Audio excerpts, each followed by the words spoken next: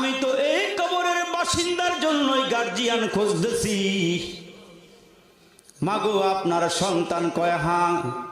কয় মাগো মনে কিছু নিয়েন না, আমি গোরস্থানে ঢুকলাম, কবর জিয়ারত করলাম, কোন কবরে আযাব দেখি নাই গো মা।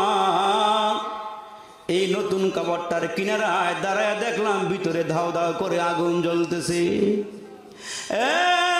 মা, আমি নবী বারবার দোয়া করতেছি আল্লাহর কাছে, আমি নবীর দোয়াটা পর্যন্ত আল্লাহ গ্রহণ করতেছেন না। মাগো একবার দুইবার তিনবার হাত বাড়াইলাম, কেন জানি আমার মালিক এই গোরস্থানের কবরের থেকে আগুন সরাইতেছে না। আমি মায়ার নবী, দয়ার নবী, আমি আমার উম্মতরে এত ভালোবাসি, মৃত্যুর আগে আগে আমি আল্লাহর কাছে ভালো কোনো ঘর চাই না, আমি ভালো কোনো খানা চাই না। আম্মা যেন আয়েশা কয়, নবীজি আমার ঘরের মধ্যে আসলে পরে কত রাত আমি তাকায় দেখি গো, আমার নবী আকাশের দিকে তাকায়া তাকায়া কাঁদে, চোখের পানি দিয়া বুকটা ভাসায়া দেয়। আমার নবীকে ডেকে বললাম, নবীজি গো, আমি আপনার কুমারী স্ত্রী, আমার ঘরের মধ্যে এসে আপনি রাত যাপন করেন, আপনি কেন কাঁদেন? আমি কি আপনাকে আদর করতে জানি না? ওগো নবীজি, আপনি কি আমার আচরণে কোনো কষ্ট পান কিনা বলে? ওগো নবীজি, আপনার পবিত্র চেহারার মধ্যে চোখের কোণায় পানি দেখলে আমি আয়েশা সহ্য করতে পারি না। নবীজি, আমি কি আপনার মনে কোনো ব্যথা দিয়েছি কিনা বলেন? আপনি কেন কাঁদেন একটু বলবেন নি গো নবীজি? এমন কোন রাত নাই আপনি চোখ তাকায়া তাকাইয়া আপনি কাঁদেন না, কি হয়েছে বলেন? আমার নবী ডাক দিয়ে কয়, সারি তোমার কোন আচরণে আমি কষ্ট পাই নাই রে আয়েশা। আমার কাদার কারণ হইলে একদিন জিব্রাইল কয়ে গেছে আমার উম্মত নাকি জাহান্নামের আগুনে জ্বলবে। আমি আমার উম্মতরে এত ভালোবাসি, আমি যা তোমারে বুঝাইয়া ভাষায় বলতে পারবো না রে আয়েশা। আমার নবী নতুন কবরের কিনারে দাঁড়াইয়া দাঁড়াইয়া কাঁদি। ওই বৃদ্ধা মহিলাকে ডাক দেয়া কয়, মারে আমি দেখতেছি নতুন কবরটার ভিতরে জাহান্নামের আগুন দাও দাও করে জ্বলতেছে। মাগো, এই জন্য তো আমি গার্জিয়ান তালাশ করতেছি, তোমার কি হয় বলো? ওই মহিলা চোখের পানি গুরুজ ধরে কাঁদি আর বলে, নবীজি গো, এটা আমার সন্তান, আমার একটা মাত্র সন্তান, তার বাবা পেটের মধ্যে রাইখা মারা গেছে। এই সন্তানটা দুনিয়াতে আসার পর আমি মার খানা জুটাইতে পারি না, পরের বাড়িতে কাজ করে করে করে করে নিজে নিজে চলি, এই সন্তানটারে দুধ পান করাই। ওগো নবীজি, সন্তানটা আস্তে আস্তে আস্তে আস্তে বড় হইতেছে, আমি তারে লেখাপড়া করাইলাম। ওগো নবীজি, এই সন্তানকে লেখাপড়াইয়া করাইয়া বড় হইল। একদিন আমার অজান্তে ছেলেটা বিয়ে করে পালাইছে গো নবীজি। আমি মারে একটা বার বলে নাই, বিয়ে করে পালাইছে নবীজি। আমি মনে দুঃখ নেই নাই, মনে কোনো কষ্ট নেই নাই গো নবীজি। আমার একমাত্র সন্তান বিয়ে করেছে, আমার কোনো দুঃখ নাই, ব্যথা নাই। কিন্তু নবীজি গো, বৌমাটারে যখন ঘরের মধ্যে নিয়ে আসছে, কিছুদিন ভালোই চলতেছিল, কিন্তু দেখা যায় গো নবীজি, বৌমাটা পুরাতন হয়ে যাওয়ার পর আমার সঙ্গে খারাপ আচরণ করে, এমনকি আমারে মারতেও হাত উঠায়। নবীজি মাঝে মাঝে আমারে ঘর থেকে ধাক্কা দিয়ে বের করিয়া দেয়। আমি ছেলের কাছে কোনোদিন আমি বিচার দাবি করি নাই, বিচার দিই নাই, নীরবে সহ্য করি গো নবীজি। কিন্তু একদিনকার ঘটনা হইল, বৌমা আমার সঙ্গে মুখে মুখে তর্ক করতেছে। ছেলেটা ঘরের মধ্যে আইসা দেখে আমার সঙ্গে তার বিবি তর্ক করতেছে, বিবির পক্ষ নিয়ে। ছেলেটা আমার পক্ষ নেই, বৌমার পক্ষ নিয়া আমি ঘরের দরওয়াজার সামনে দাঁড়ায় ছিলাম। আমার গলার মধ্যে এমন জোরে ধাক্কা দিছে গো নবীজি, আমি মা দাঁড়াইয়া থাকতে পারি না। একটা ধাক্কা দিয়ে আমার ঘরের থেকে বাইরে পালাইয়া দিয়েছে গো নবীজি। আমি গৈরাইয়া অনেকক্ষণ পর্যন্ত গেলাম। ছেলের বউটা আমার ধরও নাই, ঘরও নেয় নাই। সারা রাত আমি অন্যের ঘরের মধ্যে কাটাইলাম। ওগো নবীজি, ছেলেটা বৌমা নিয়া আরামে ঘুমায়া গেল। এদিক দিয়ে আমার সন্তান আমার কোনো খোঁজখবর নেয় না। হুজুর গো, আমি দুঃখ করি, কষ্ট করি, সন্তানকে কোনোদিন বুঝতে দেই নাই। ওগো নবীজি, ছেলে যখন আমার গলায় ধাক্কা দিয়ে বাইরে পালাইয়া দিয়েছে, ওগো নবীজি, আমি আর সহ্য করতে পারি নাই। ও নবীজি, আমি হাত বাড়ায় ফেলেছি, আল্লাহকে ডাক দিয়ে বলেছি, মালিক, আমার সন্তান আমার গলায় ধাক্কা দিয়ে বাইরে ফেলে দিয়েছে। ওগো মালিক, একটা মাত্র সন্তান আমার, ওগো রব, একটা মাত্র সন্তান আমার, তবে তোমার কাছে হাত বাড়ায় বিচার দিচ্ছি, এই সন্তানটাকে দুনিয়াতে কোনো শাস্তি দিও না। দুনিয়াতে শাস্তি দিলে আমি মা সইতে পারবো না। আল্লাহ কবরে তারে জাহান্নামের আগুনে জ্বালাইও। হুজুর গো, আমার আল্লাহ আমার দোয়া কবুল করে নিয়েছেন। আমার নবী ডাক দিয়ে কই, মাগো, তুমি যদি মাফ না করো তোমার সন্তানের কবরের আগুন নিভবে না।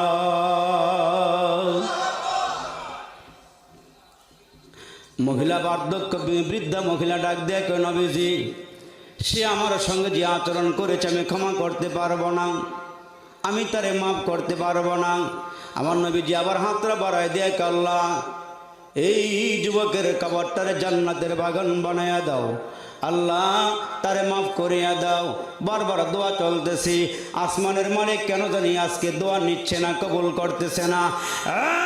যুবক ভাইরা রে, বারবার রসুল বলে, আম্মা গো, সন্তানটারে মাফ করিয়া দেন, আপনি মাফ না করলে আমার আল্লাহ কবরের আগুন নিভাবে না। মুসলমান ভাইরা রে, আমার মহিলা এমন আঘাত পাইছে মনের মধ্যে, ডাক দিয়া কয়, নবীজি, তার কবরটা জাহান্নামের আগুন দিয়া ভরপুর হইল, আমার একটুও দয়া হয় না, আমার একটু মায়া লাগে না। আমার নবী দোয়া করে, আল্লাহ, আমাকে যেমনে তুমি কবরের আগুন দেখাইছো, আযাব দেখাইছো, ওরে মালিক, তুমিও মেহেরবানি করে এই সন্তানের মাকে কবরের ভিতরের আগুনটা একটু দেখাইয়া দাও। নবীজির দোয়া আল্লাহর দরবারে কবুল হয়ে গেছে। আমার আল্লাহর সঙ্গে সঙ্গে ওই বৃদ্ধা মহিলার ভিতরের চক্ষুটা আল্লাহ পাক প্রকাশ করে দিয়েছেন। বাতিনি চক্ষু যখন প্রকাশ হয়ে গেছে, ওই বৃদ্ধা মহিলা তাকায় দেখে গো, যুবক সন্তানের কবরের ভিতরে দাউ দাউ করে আগুন আর আগুন। আমার নবীর সামনে ওই মহিলা ডাক দিয়া কই, নবীজি, এতক্ষণ পর্যন্ত আমার কোনো মায়া লাগে নাই, এখন যেহেতু কবরের ভিতরে আমি আগুন দেখে পালাইছি, নবীজি গো, আমি আর সহ্য করতে পারতেছি না, আল্লাহর একটু বলে দেন, আল্লাহ যেন আমার সন্তানের কবরের আগুনটা নিভাইয়া দেয়। এরে মুসলমান, আব্বা আম্মা কেমন ধন, দুনিয়ার কেউ না টের পাইলে আব্বা আম্মা টের পায়া ফালায়, আব্বা আম্মা যাই না ফালায়। এই জন্য নবীজির জামানার মধ্যে 3টা ভাই ছিল, 3 ভাই একসঙ্গে হইয়া ডাক দিয়ে দিয়ে বলে, আব্বা আম্মার লালন পালন করবা কে কে বলো। 2 ভাইকে ডাক দিয়ে বলে, আব্বা আম্মার জায়গা জমিও আছে, আব্বা আম্মাও আছে, তোমরা 2 ভাই আর আমি বড় ভাই, বলো কোনটা নিবা। 2 ভাই ডাক দিয়ে বলে, আমাদেরকে কি দিবেন বলো। কয়, তোমরা যেইটা নাও ওইটাই দেওয়া হবে। কয়, তাহলে একটা কাজ করেন, আব্বা আম্মাকে আপনি নিয়ে যান, আর জায়গা জমিগুলো আমারে দিয়ে দেন। জায়গা জমি আমাকে 2 ভাইরে দিয়া আব্বা আম্মার আপনি লইয়া যান গা। বড় ভাইকে ওয়েলকাম, স্বাগতম, ধন্যবাদ, জোরে করে সুবহানাল্লাহ। বড় ভাই নিয়ে গেছে, কিন্তু বড় ভাই একটু গরিব। আব্বা আম্মা ওনার প্রতি খুশি, সুবহানাল্লাহ সুবহানাল্লাহ। আব্বা আম্মারে সেবা করছে, যদ্দূর পারছে সেবা করছে। দুজন মারা গেছে, মারা যাওয়ার আগে দোয়া করছে, আল্লাহ আমার পোলাটা অভাব অনটনের মধ্যে আছে, আল্লাহ তুমি তারে একটু সুখের মুখ দেখাই। সুবহানাল্লাহ কর না জোরে মিয়ারা। আল্লাহ সন্তানটারে একটু সুখের মুখ দেখাইও। আব্বা মা মারা গেছে আর রাতের বেলা লোকটা ঘুমাই রয়েছে। ঘুমের ঘরে কে জানি বলতেছে, এই মিয়া তোমার বাড়ির পাশে একটা পাথর আছে, ওই পাথরের নিচে একটা টাকা আছে, এটা তোমার লেগে। জোরে কর না সুবহানাল্লাহ। তো ঘুমের ঘরে উনি জিজ্ঞেস করে, টাকা যে আমার, এটার মধ্যে কোনো বরকত আছে রে? কয় না, কোনো বরকত নাই। কয় যেই টাকার মধ্যে কোনো বরকত নাই এই টাকাও আমার দরকার নাই। সুবহানাল্লাহ জোরে বলে। পরের রাত্রে আবার স্বপ্ন দেখতেছে, কে জানি বলতেছে, এই মিয়া বাহিরে গিয়ে একটা পাথর আছে, এই পাথরের নিচে টাকা আছে, লয়ে ওগা। তুমি যে আব্বা মরে খেদমত করছো, ওই উসিলে আল্লাহ তোমারে টাকা দান করছে। টাকা দিছে আমার আল্লাহ, আমারে বরকত আছে রে? কয়টা বরকত নাই। তো বিবির সঙ্গে সকালে উঠা বলতেছে, বিবি রে ঘুমের করে স্বপ্নে দেখলাম কে জানে আমারে জিজ্ঞাসা করে বলতেছে, আব্বা মরে সেবা করছো, বাড়ির পাশে পাথরের নিচে টাকা আছে, লয়ে ওগা। তো বিবি ডাক দেখে, তো লইল না, আমরা গরিব মানুষ, কয় বরকত নেই, এই জন্য লই দেয়। তৃতীয় রাত্রে আবার ঘুমায় রয়েছে, ঘুমের ঘরে স্বপ্নে আবার ডাকতেছে, মিয়া যাও না কেন, তোমার বাড়ির পাশে একটা পাথর, ওই পাথরের নিচে টাকা আছে, লও না কেন? বরকত আছে? হ্যাঁ বরকত আছে। আর একটু জোরে কর, জোরে কর, জোরে কর সুবহানাল্লাহ। বরকত আছে। ঘুমের থেকে উঠে গিয়ে দেখে ঠিকই বাড়ির পাশে একটা পাথর, ওই পাথরের নিচে টাকা। তো টাকাটা ঘরে আনার পর বিবি ডাক দিয়ে বলতেছে, স্বামী গো জীবনে বড় কোনো মাছ খাই নাই, যেহেতু টাকাটা পাইছো একটা মাছ কিনে লই হোক। তা বাজারে গিয়ে দেখতেছে ডালার মধ্যে, জালের মধ্যে আটকাইছে একটা সুন্দর মাছ, ডালার মধ্যে লয়ে বসে রয়েছে। ওনার হাতে টাকা যত, মাছের দাম তত। খেলতেছেন কি? আরে জোরে কোন খেলতেছেন কে? আল্লাহু আকবার। মাছের দাম যত, ওনার হাতে আসো তত টাকা। মাছ কিনটা করে লুয়ে এসে কেন, তোমার মনের আশা পূরণ হয়েছে, আমার টাকা যত, মাছের দাম তত। মাছটা কাটো, বুনা করো, ভাজা করো, যতক্ষণ মন চায় করে খাও। মাছ কাটতে গিয়ে দেখে মাছের পেটের মধ্যে স্বর্ণের মোহর। আর একটু জোরে কর না সুবহানাল্লাহ। মাছের পেটের মধ্যে কি? স্বর্ণ, স্বর্ণ, স্বর্ণ, স্বর্ণ। বিবি ডাক দিয়ে গে, স্বামী মাছ কিনে আল্লাহ বাজারতে, মাছটা দেখতে বড় সুন্দর, ভিতরে এটা কি? কয়টা কি? স্বর্ণের টুকরা দি। কয়টা লিয়ে বাজারে যাও। স্বর্ণ করার দোকানে গেছে, ভাই রাখবানি এইটা? এইটা রাখার মতন টাকা আমার কাছে নেই। তো কই যাওয়া লাগবে? টাকা চলে যাও বাইতুল মুকাররম জুয়েলার্সের দোকানে গেলে বেচবার পারবা। লয়ে গেছে, ওই বাইতুল মুকাররম লয়ে যাওয়ার পরও দোকানদার একটা পয়সা, পুরো এলাকায় যতগুলো দোকানদার আছে সবগুলো টাকা একলগে দিল, তোমার স্বর্ণের মোহরের দাম হইব না। এটা তুমি আজীবন বয়ে বয়ে খাইবার পারবা। এটা আব্বা আম্মার সেবার বদৌলতে আল্লাহ নিয়ামত দান করছে। সুবহানাল্লাহ জোরে বলে। কিন্তু আমরা বুঝি না, আমরা বুঝি না, আব্বা আম্মারে ধাক্কা দিই। এই করোনার সময় অনেক ছেলে এমনও ছিল, দেখছি আমরা, এই বাবার করোনা হয়েছে, রাতের অন্ধকারে সালার বস্তার ভিতরে ঢুকে বাস বাগানে ফেলায় রাখছে। এই করোনায় দেখা গেছে কে কারে কতটুকুন ভালোবাসে, কে কতটুকুন কারে মোহাব্বত করে। একটা কিয়ামতের নমুনা আল্লাহ করোনা দিয়ে দেখাই দিয়েছে। জোরে বলেন ঠিক না বেঠিক? আল্লাহু আকবার। এই জন্য প্রবাসের ভাইরা যারা কষ্ট করে আজকের আয়োজনটা করেছেন, এলাকাবাসীর আয়োজন, আমার বাবাদের আয়োজন, যুবকদের আয়োজন, এইখানে আপনারা যারা আসছেন, আমি আপনাদের কাছে আহ্বান করব, দিনই কাজ করেন, ভালো কাজ করেন, মন্দের সঙ্গে যাইয়েন না, সহযোগিতা করিয়েন না। ওয়াজ করাইতেছেন, ওয়াজ করাইবেন, ওয়াজের পরে যেন আর অন্য কোনো আপনার দ্বারা না হয়। তার কারণ আল্লাহ পাক ডাক দিয়ে বলেন, বান্দা তোমাদেরকে কোরআন দিলাম, এই কোরআনের পিছনে মেহনত করো, কোরআনের পিছনে সময় দাও, দেখবা এই কোরআন তোমারে সুপারিশ করে করে আল্লাহ তাআলার জান্নাতে পৌঁছায় দেবে। জোরে করুন সুবহানাল্লাহ। এই জন্য আমি আয়াতে কারিমা নিয়েছিলাম, কার জীবন সফল আর কার জীবন বিফল, কে উত্তীর্ণ, কে কামিয়াব আর কে ফেল, এই কথা আল্লাহ বুঝাইতে গিয়ে বলেন, লা ইয়াস্তাবি আসহাবুন নার ওয়া আসহাবুল জান্নাহ, আসহাবুল জান্নাতি হুমুল ফাইজুন। কে কামিয়াব, কে কামিয়াব নয়। হাসরের একটা ময়দান হবে, ওই ময়দানে দুইটা দল হবে। একটা দল হবে জান্নাতি, আর একটা দল হবে জাহান্নামী। আসহাবুল ইয়ামিন মা আসহাবুল ইয়ামিন ও আসহাবুশ শিমাল মা আসহাবুশ শিমাল। এক দল হবে জান্নাতি, ডান হাতে আমলনামা পাবে, এরা হাসতে হাসতে আল্লাহর জান্নাতে চলে যাবে। আর একটা দল হবে জাহান্নামী, এদের বাম হাতের মধ্যে আমলনামা, এত সহজে নয়, পেটের ভিতর দিয়ে ঢুকাইয়া পিছন দিক দিয়ে বাইর করিয়া হাতরা বাইঙ্গা চুইরা তারপরে হাতের মধ্যে আমলনামা দেওয়া হবে। ওই দিন মানুষগুলো আফসোস করবে আর বলবে, কি করলাম রে, কি করলাম রে, কি করলাম, সোনার যৌবন হেলায় খেলায় খোয়াইলাম তারে না রে, কইরা কইরা জীবন কাটাইলাম, আমরা সবাই জান্নাতেরই রাস্তা হারাইলাম। এই জন্য কত সুন্দর করে কবি ডাক দিয়া বলেন, মাটি করো না মাটির তরে তোমার মহৎ জীবনটারে, মাটি করো না মাটির তরে তোমার মহৎ জীবনটারে, জীবন যৌবন দাতা যিনি বিলাও জীবন তাহার তরে। এই জীবন দিয়েছেন কে? বড় করে বলেন, জীবন দিয়েছেন কে? জীবন দিয়েছেন আমার আল্লাহ, আবার মরণও দিবেন, সেই আল্লাহই মরণ দিবেন। কিন্তু মাঝখানের সময়টা হচ্ছে পরীক্ষা। মাঝখানের সময়টা কি? মাঝখানের সময়টা হচ্ছে পরীক্ষা। এই পরীক্ষা করে আল্লাহ দেখেন কে ভালো কাজ করে, আইয়ুকুম আহসানু আমালা, কারা কারা ভালো কাজ করে আর কারা কারা মন্দ কাজ করে। আমার মায়েরা যারা পর্দার আড়ালে আছেন ভালো করে খেয়াল করে শোনেন, মাগো আপনাদের মতো নারীদেরকে আল্লাহ পাকের রসুল বলেছেন, নারীরা কয়েকটা কাজ করবে।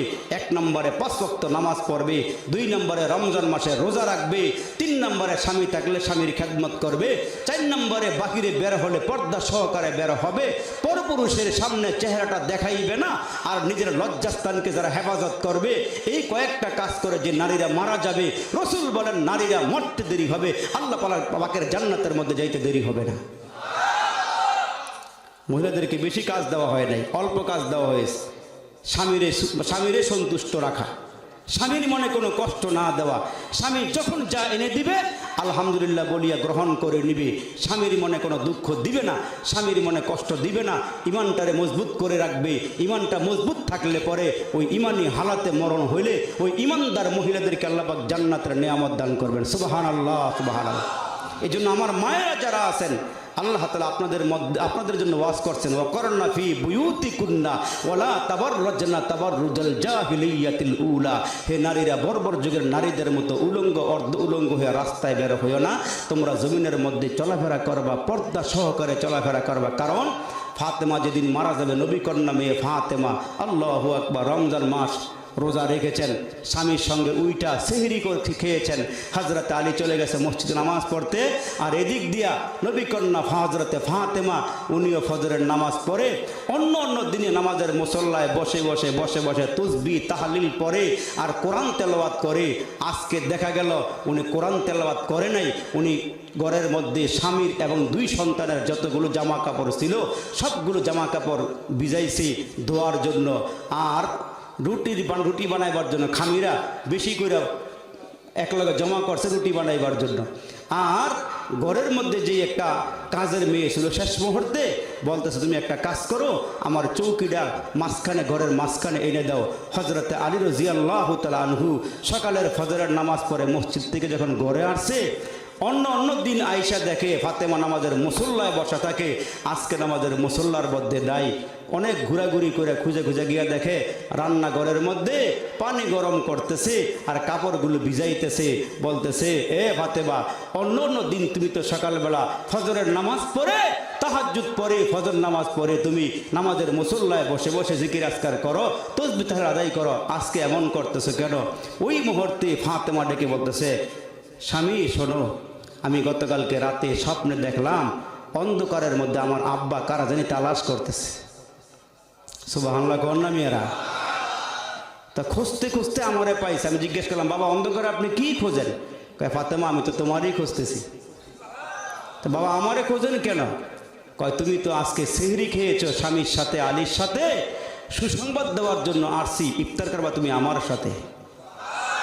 আর একটু জোরে বলেন, ইফতার করবে আমার সাথে। আল্লাহু আকবার। তো হযরতে আলী হাউমাউ করে কাঁদে আর বলে, তোমাকে আমি হারায় ফেলাবো? ফাতেমা বলতেছে আমার 6 মাস পূর্ণ হয়ে গেছে, আমার আব্বা বলে গেছে ফাতেমা আমি মরার ইন্তেকাল করার 6 মাস পরে তোমার সঙ্গে আমার দেখা হবে।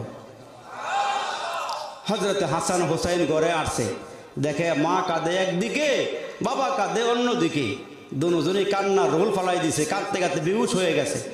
এই মুহূর্তে ফাতেমা বলতেছে হাসান হোসাইন তোমরা একটা কাজ করো, নানার সঙ্গে একটু রওজা পাকে দেখা করে আসো। সুবহানাল্লাহ বলেন।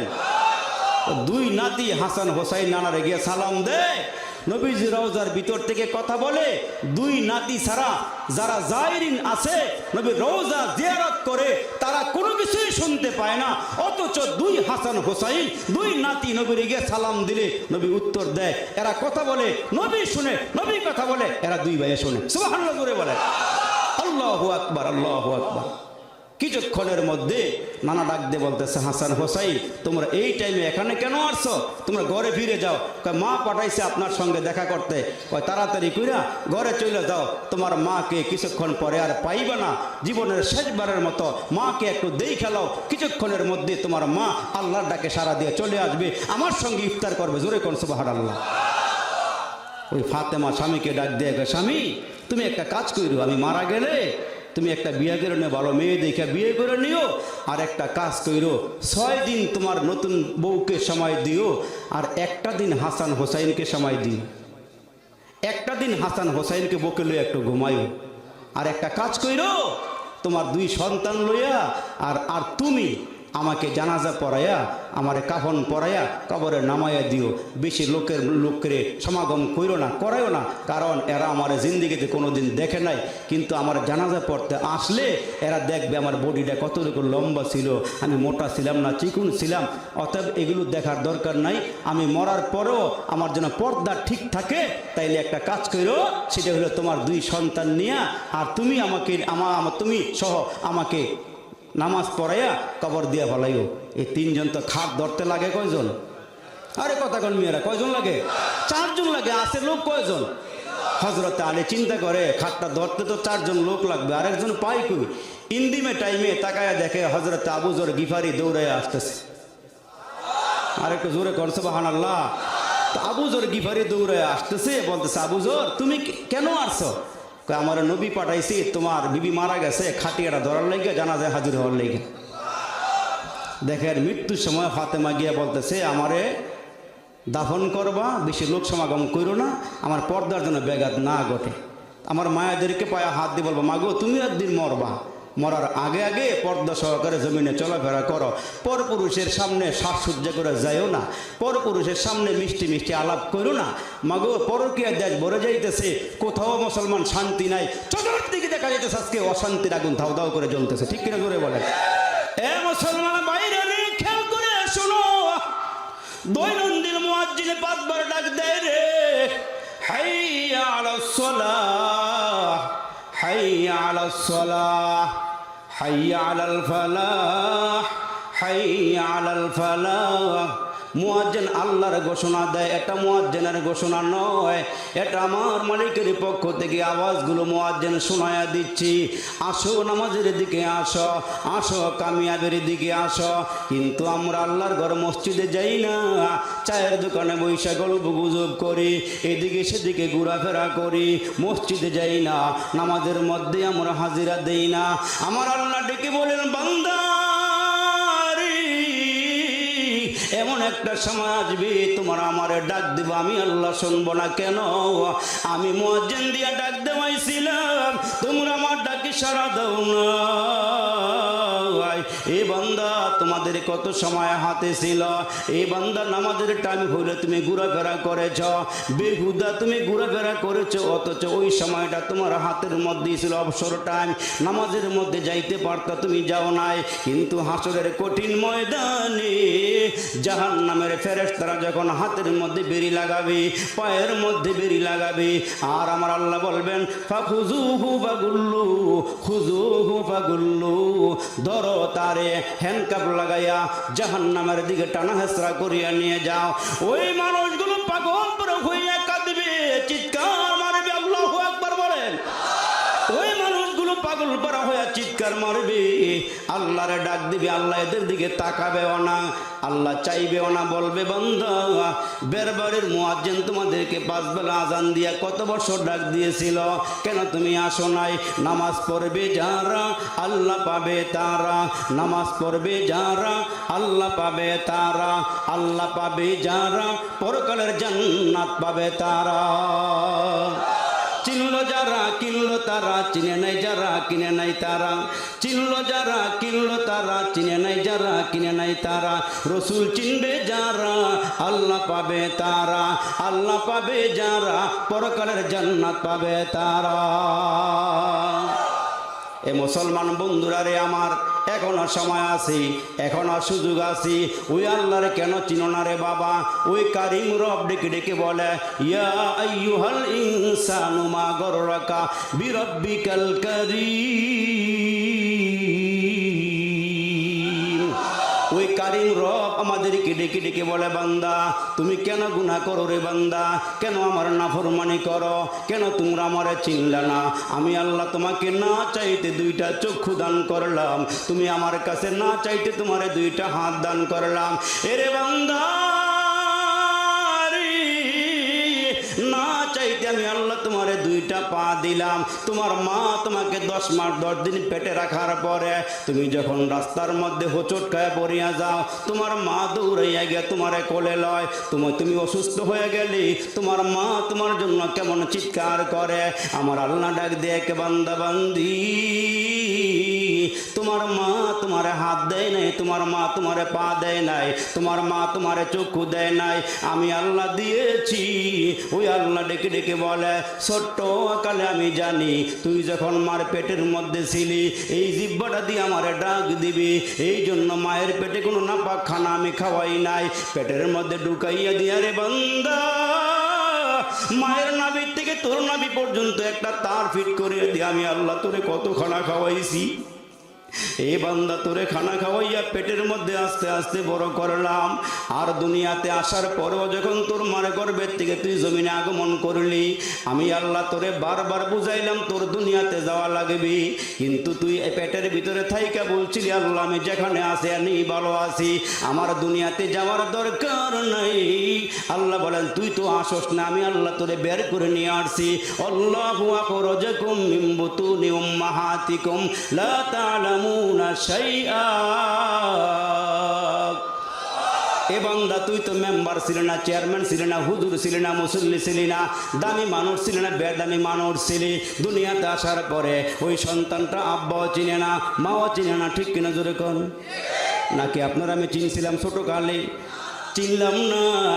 আল্লাহ পাক ডাক দিয়া, কে বান্দা কান্দিস না, প্রথম যেদিন তুমি এসেছিলে ভাবি কেঁদেছিলে তুমি একা, হেসেছিল সবই, এমন জীবন করো হে গঠন, মরিলেও হাসিবে তুমি, কাঁদিবে ভুবন।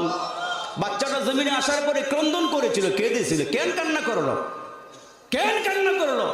তাফসীর কারকরা কত সুন্দর করে বলেন, বাচ্চাটা জমিনে আসার পরে মায়ের পেটের মধ্যে ছিল এক সিস্টেমে, তার নড়াচড়া ছিল এক রকমের। জমিনে আসার পরে তাকায় দেখে সুবিশাল বিস্তীর্ণ আকাশ, কি সুন্দর জমিন আল্লাহ বানাইছে। বান্দাটা যখন মায়ের গর্ভ থেকে জমিনে পড়েছে, তখন দেখা গেল মায়ের নাভির থেকে বাচ্চার নাভি তারটা মাঝখান দিয়ে কাটিয়ে দিছে, নাটটা কাইটা দিছে। তখনই বাচ্চাটা কান্না শুরু করে বলতেছে, আল্লাহ বাবা চিনি না, মা চিনি না, ভাই চিনি না, বোন চিনি না, কাউকে চিনি না। আল্লাহ আমি আরামে আয়েসে মার পেটে ছিলাম, খানা খাইছিলাম, এখন তো কাউকে চিনি না, আমার তো পেটে ক্ষুধা লাগছে, আমার খানা কে খাওয়াবে? আল্লাহ পাক ডাক দিয়ে বলে, বান্দা তুই চিন্তা করিস না, আমি আল্লাহ জানি তোর খাবার খাওয়া লাগবে, এই জন্য আমি মালিক তোরে দুনিয়াতে পাঠাইবার আগে আগে তোর মার বুকের মধ্যে তোর জন্য আমি আল্লাহ খানা রিজার্ভ করে রেখে দিয়েছি। ওই মালিককে কেন ভুলে গেলে? এই বান্দা কেন নামাজের আজান হলে মসজিদে আমরা যেতে চাই না? তিনি না আমারে কত সুন্দর করে মার পেটে রাখলেন, তিনি দুনিয়াতে আসার পর না কত রকমের নিয়ামত আপনাকে আমাকে দিলেন। যখন তুমি ছোট্ট ছিলা, দাঁত ছিল না মুখে, তরল খাবার দিলেন আল্লাহ তোমার মায়ের বুকে। যখন তুমি ছোট্ট ছিলা, দাঁত ছিল না মুখে, তরল খাবার দিলেন আল্লাহ তোমার মায়ের বুকে। সেই আল্লাহ রে ভুইল না রে, জীবন যাকার থাক, আল্লাহ রে ডাক রে বান্দা, আল্লাহ রে ডাক। যখন তোমার কেউ ছিল না, তখন ছিলাম আমি, যখন তোমার কেউ ছিল না তখন ছিলাম আমি, এখন তোমার সব হয়েছে, পর হয়েছি আমি। আবার তোমার কেউ রবে না, রবে মাওলা পাক। আল্লাহ রে ডাক রে বান্দা, আল্লাহ রে ডাক, চিৎকার দিয়ে বলেন না আল্লাহু আকবার। সবার আওয়াজকে একসাথে করে বলেন না আল্লাহু আকবার। বড় করে আওয়াজ দিয়ে বলেন না আল্লাহু আকবার। বাবারে কত নিয়ামত খাইলেন, নিয়ামত খাইতে খাইতে মুরব্বীরা দাঁতগুলো ফালাইয়া দিলেন। জিহ্বা নারায় কেন বলেন না আলহামদুলিল্লাহ? আরো জোরে বলেন না আলহামদুলিল্লাহ।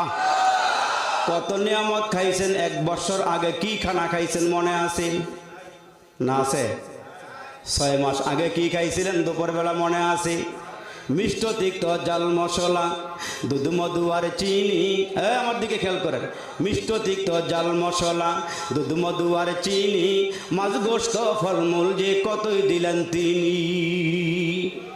উদ্দেশ্য কেবল করব মোরা বন্দিগি মাওলার, উদ্দেশ্য কেবল করব মোরা বন্দিগি মাওলার। প্রশংসা করি আমি আল্লাহ তাআলার, বিশ্ব জাহান পয়দা হুকুমে জাহান। আসমানটা হয়েছে কার হুকুমে?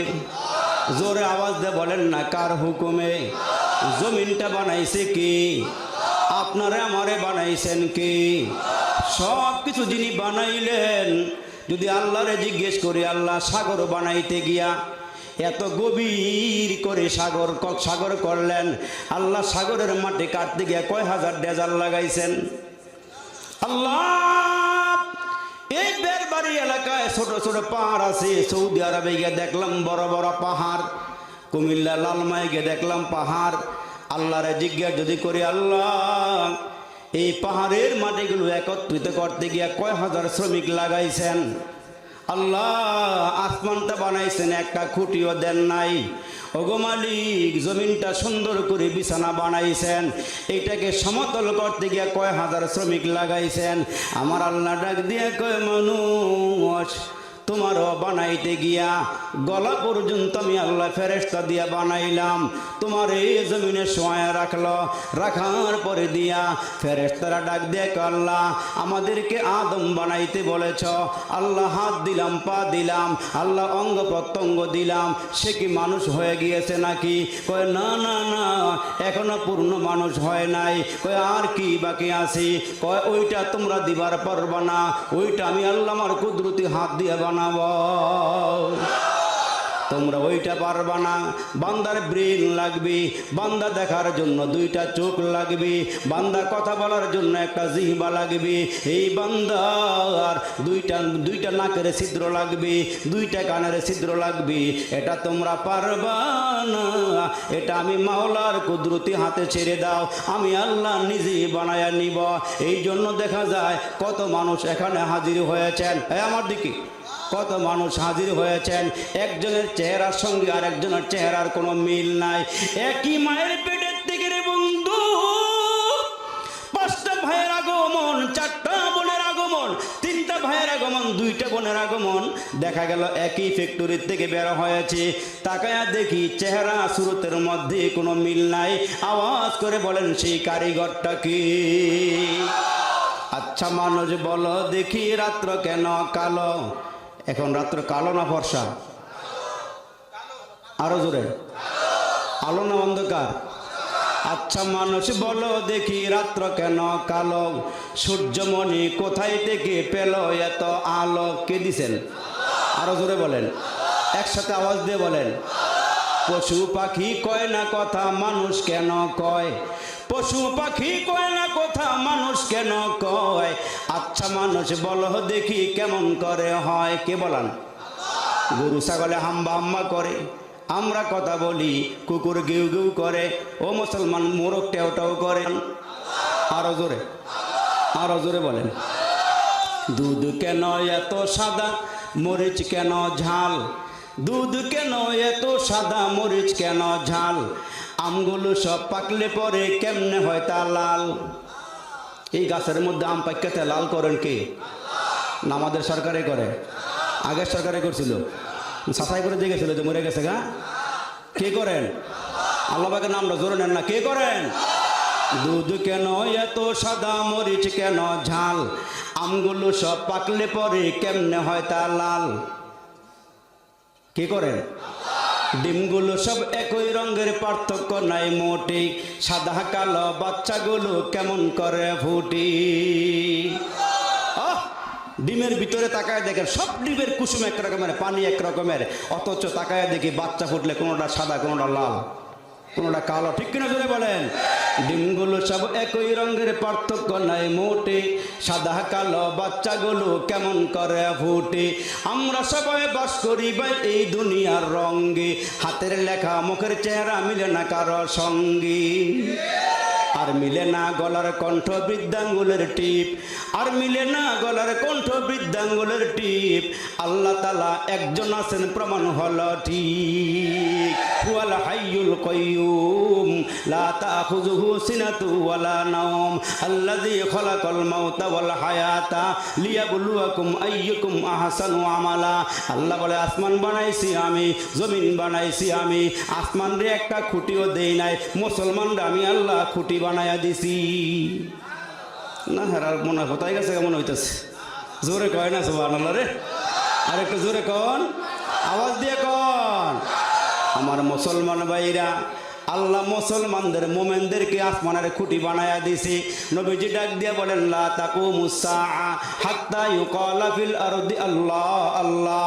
যতদিন পর্যন্ত এই বের বাড়িতে একজন মুসলমান মোমেন থাকবে, যার জবানে আওয়াজ থাকবে আল্লাহ আল্লাহ, আসমানটা যেমনে দাঁড়ায় আছে এমনি দাঁড়ায় থাকবে। আল্লাহু আকবার, আল্লাহু আকবার। মুসলমান বলতেছিলাম, ওই বাচ্চাটা মনে আসেনি, জমিনে পড়িয়া কান্না শুরু করিয়া দিল, আল্লাহ খানা খাবো কোথায় থেকে, আমি তো বাবা চিনি না, মা চিনি না। আল্লাহ ডাক দিয়ে কয় তুই জমিনে আসার আগে আগে আমি আল্লাহ তোর জন্য খানা রিজার্ভ করে রেখে দিয়েছি। এরে বান্দা তুই কত নিয়ামত খাইলি, মিষ্ট তিক্ত জাল মশলা, দুধ মধু আর চিনি, মাছ গোস্ত ফলমূল যে কতই দিলেন তিনি। উদ্দেশ্য কেবল করব মোরা বন্দিগি মাওলার, প্রশংসা করি আমি আল্লাহ তাআলার, বিশ্ব জাহান পয়দা হুকুমে জাহান। ইন্নামা আমরুহু ইযা আরাদা শাইআন আইয়াকুলা লাহু কুন ফায়াকুন।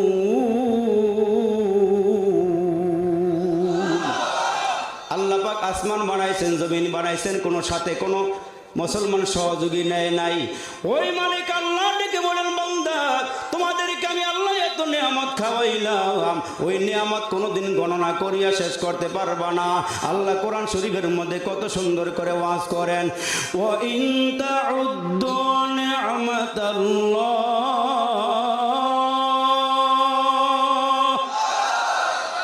ওয়া ইন তাউদ্দু নি'মাতাল্লাহি লা তুহসুহা।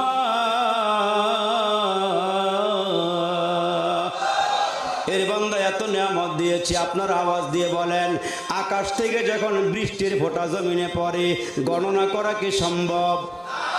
জমিনের বালু কণাকে গণনা করা সম্ভব?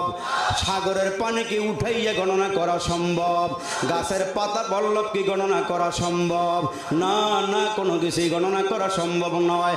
আল্লাহ ডাক দিয়ে কে বান্দা এত নিয়ামত খাওয়াইলাম, এত নিয়ামত তোদেরকে দিলাম, কত রকমের ফল খাইলি, কত রকমের মাছ খাইলি, কত রকমের গোশত খাইলি, কত রকমের খানা খাইলি, জিহ্বা একটা না ভিন্ন? আওয়াজ তো হয় না, জোরে বলেন, জিহ্বা একটা না ভিন্ন? তাহলে কি সব জিনিসের মজা এক রকমের না ভিন্ন ভিন্ন? জিহ্বা হলো একটা, কিন্তু খানার মজা ভিন্ন ভিন্ন। কই মাছের মজা এক রকমের, মাগুর মাছের মজা আরেক রকমের, গরুর গোশতের মজা এক রকমের, মহিষের গোশতের মজা এক রকমের, ছোট পাখির মজা এক রকমের, কবুতরের গোশতের মজা আরেক রকমের, বকের গোশতের মজা আরেক রকমের। আল্লাহ ডাক দেখ বান্দা রে, আমি আল্লাহ তোমার জিহ্বার ভিতরে একটা মেশিন লাগাইয়া দিলাম, ওই মেশিনের কারণে খানার ভিন্ন ভিন্ন স্বাদ আমি আল্লাহ করে দিয়েছি। ওইটা আল্লাহ স্মরণ করাইয়া দেয়। কষ্ট হইতেছে, খারাপ লাগতেছে মনে হইতেছে? আল্লাহ কত সুন্দর করে বলেন, আলম নাজআল লাহু আইনাইন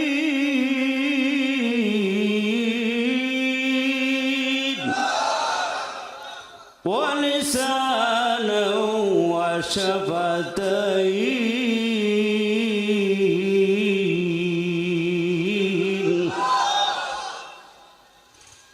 ওয়া হাদাইনাহুন নাজদাইন।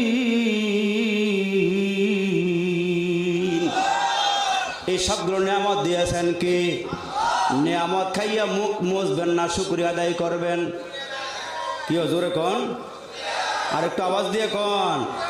এ মুসলমান ভাইরারি আমার, যদি আমরা শুকরিয়া আদায় করতাম তাহলে 24টা ঘন্টা আল্লাহর কুদরতি পায় আমরা সেজদা দিয়ে পড়িয়া থাকতাম, ঠিক কিনা জোরে বলেন।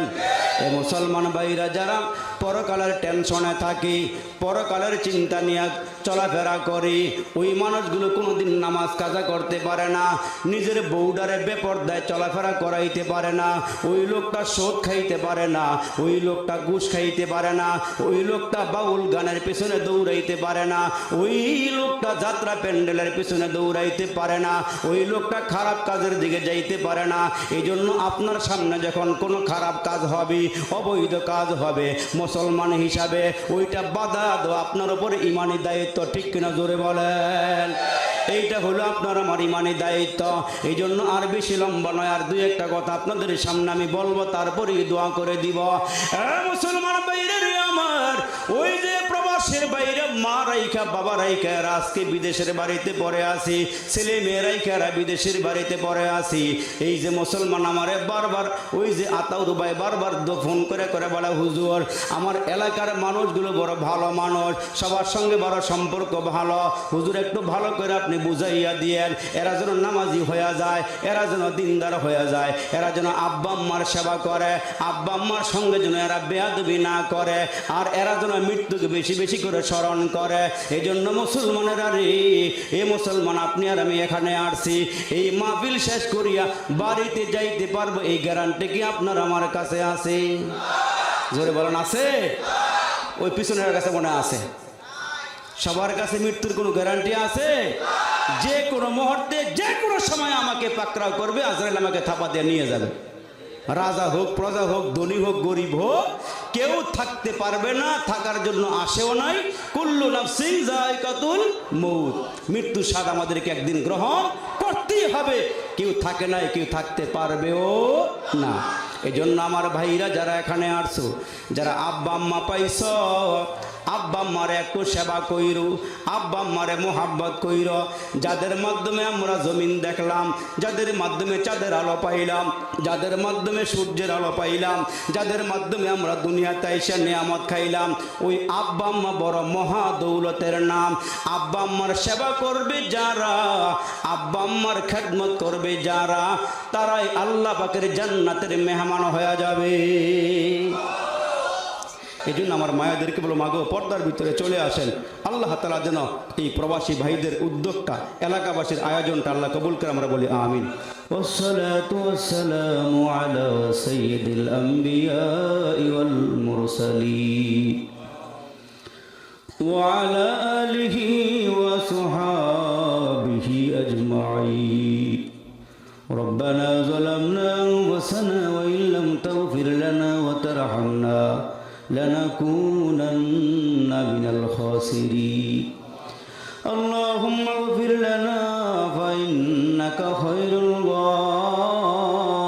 الغافرين.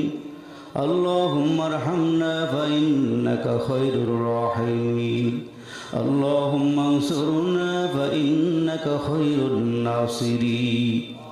মওলাই করিম, তোমার কতগুলো আশিকিন জাকিরিন পাগল প্রেমিক বান্দা বান্দি নিয়ে মওলাই করিম ওলামা হযরতদেরকে সাথে নিয়ে রে মালিক, এলাকার পাকা পাকা দাড়িওয়ালা মুরব্বীরা, কলিজার টুকরা যুবকরা একসাথে হয়ে রে মালিক, ইয়া আল্লাহ তোমার শাহী দরবারে গুনার বোঝা নিয়ে কাঙ্গালের মতো ভিখারির মতো হাতগুলো বাড়াই দিয়েছি। এরে মালিক, আমরা গুনাহ করতে জানি, ক্ষমা নেওয়ার মতন তুমি ছাড়া রে আল্লাহ আমাদের দুনিয়াতে আর কোনো জায়গা নাই রে মাহবুব। ইয়া আল্লাহ, আলো অন্ধকারে দিনে রাতে প্রকাশ্যে গোপনে যত গুনাহ করেছে রে মাহবুব, গুনার বোঝাগুলো নিয়ে ডান দিকে আল্লাহ তোমার একজন পেয়ারা বান্দা বড় একজন বুজুর্গ আলেম সাথে নিয়ে আয়েম্মায়ে মাসাজিদ খুতাবায়ে মাসাজিদ বুজুর্গ ওলামায়ে কেরামদেরকে সাথে নিয়ে রে মালিক আল্লাহ পাপের বোঝা নিয়ে তোমার দরবারে হাতগুলো বাড়াই দিয়েছি। ওরে মালিক ক্ষমা চাইতেছি, জিন্দেগির সব গুনাহগুলো ক্ষমা করিয়া দাও। ইয়া আল্লাহ, জানি না কার জন্য জানি আজকের মোনাজাতরা জীবনের শেষ মোনাজাত হয়ে যায়, জানা নাই মাহফিল থেকে উঠিয়ে বাড়িতে যাইতে পারবো নি, জানা নাই কোন দোকানের 3টা কাফনের কাপড় রেডি হয়ে গেছে। এরে মালিক, তোমার ঘরের পালকি কোন দিন জানি আমাদের দরওয়াজায় হাজির হয়ে যায়। এই পালকি যে বাড়িতে যায় খালি আসে না। আল্লাহ মেহেরবানি করে আমাদেরকে মাফ করিয়া দিও।